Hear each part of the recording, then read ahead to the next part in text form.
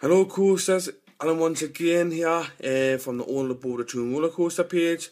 Give us a like on Facebook and follow our Twitter at PodsBoys. Also, if you're on YouTube, give us a subscribe and hire us a like and leave us any comments, any feedback or any more topics you want to speak about.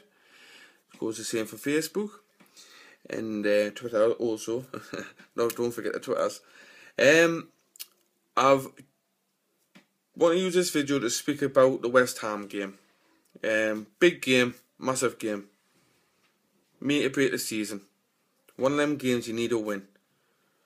We need to win this one. We need to beat QPR because it will be very hard to get someone at Arsenal if they're still against Arsenal if they're still chasing after the Champions League. So next two games are big.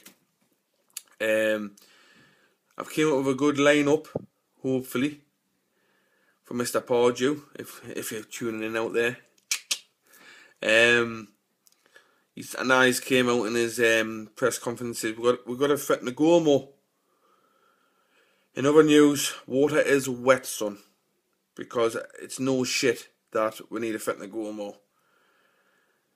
Friggin' hell, we've had nothing up front for the last few games, and he's just twigged that we need to up a game in the attack. Great stuff. But hopefully, with players returning now for this game, we will threaten that more. We'll threaten that goal more. More creative players coming in. So hopefully, we might get the result we need. I've came up with a 4-1-2-1-2 formation. This is our thing who should play tomorrow out the available squad we've got. Any more opinions? Here's a comment. Just let us know what you would do. So I've started with Stevie Harper in goal. Experienced keeper. Played in the Premiership in many years. It's a no-brainer because, like I say, Rob Elliott is a pile of shite. He's the Premiership quality keeper. One of the players I think we should maybe get rid of in the summer and get another senior keeper in. I was having a discussion another day with some of the lads at work, and we were discussing that I think we got rid of the wrong keeper. We should have kept Fraser Foster. He's done absolute wonders at Celtic. So, bad choice by Newcastle getting rid of Fraser Foster. Absolutely diabolical. Someone dropped a bollock. Someone should get a slap in the face for that. Anyway, moving on. My team, right? For the back is Simpson on right back because of Debusshy's out because of suspension. I think he's going to come out and I think he's got a point to prove. He may be up for the fight because he's got that point to prove either to Newcastle or a potential buyer in the summer because he could be away. Stevie Taylor and Kolo in the centre. Kolo be back nice and fit, get him high in the team because we need him.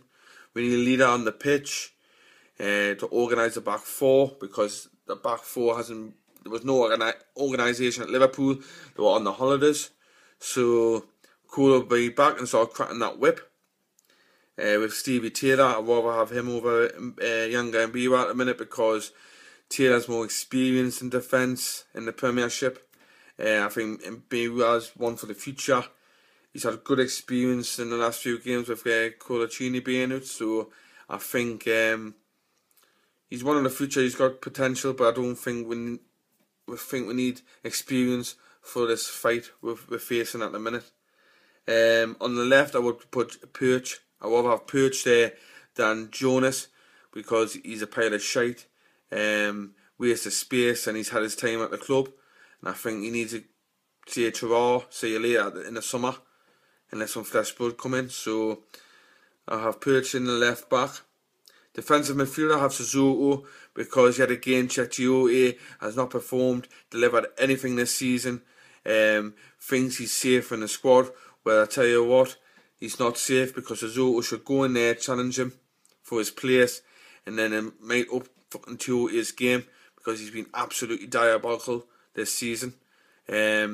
we might have someone in a defensive midfielder which can pass the ball and fight for the ball properly without stupid challenges going in and giving the ball away and stuff like that. On the flanks, on the left, I'll have Ben Arthur, the wizard, coming back, and I'll put him on the left, but he's left-footed, so I think he's a more versatile player, so put him on the left flank, create something. If it doesn't work, switch the flanks, stick someone else there, but I think he'll come in and he'll create chances for the attack. He'll create chances for himself, and he might get some goals for it. We started at the beginning of the season was fantastic. Unfortunately, he's had his hamstring injury, which has been a burden to him and the club because we've suffered without him. On the right hand side, I would have Dan Gosling, and he's played on the flank for Everton before, and I think he should have a crack at the whip because I don't think he's had much crack at a chance at Newcastle since he's came, due to injuries of course, but he's came on in the past and got some goals. I think he may be a threat going forward on the flanks, especially on the right hand side, as I say. So hopefully he may prove his worth. He'll come out, prove a point. That's what I mean. If players are out there to prove a point, I think it's all good for Newcastle to get that result what we need. So moving on to the attacking midfielder behind the front two, I have Johan Gabai. Can twat a ball really good. Also with free kicks and that, he's been really good this season. And I had a sticky patch, but I think he's coming out of it now. He played well at West Brom, but like the whole team against Liverpool, they were missing in action. So hopefully he might put in a good performance and put some good graft in this match. The front two, I have Johan Gouffran.